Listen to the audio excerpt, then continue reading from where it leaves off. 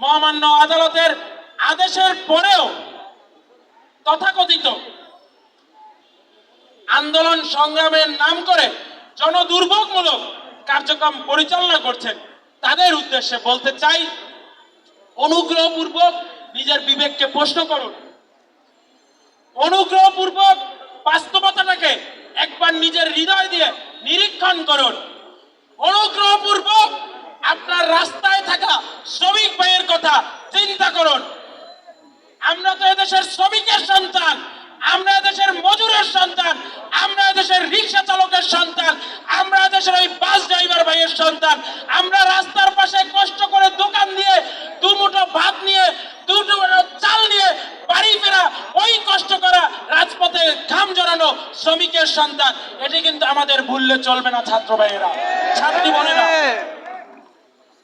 আজকে আমরা কথায় কথায় রাজপথ, রাস্তা, মানুষের চলাচলকে বিঘ্নিত করে যেভাবে সমস্যার সৃষ্টি করছি, এটি কিন্তু ছাত্র সমাজের পক্ষ থেকে, তরুণ সমাজের পক্ষ থেকে, আমরা যারা নিজেদেরকে আগামীর বাংলাদেশ বলি, আগামীর একটি সুন্দর, সমৃদ্ধ, স্বনির্ভর, উন্নত, আধুনিক বাংলাদেশ করার স্বপ্ন দেখি, তাদের থেকে বাংলাদেশের সাধারণ মানুষ প্রত্যাশা করে না।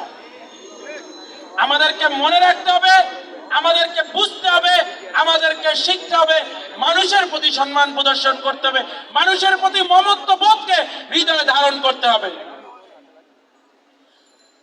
আজকে কোন সাবজুডিস বিষয় নিয়ে কথা বলা আদালত অবমাননার শামিল।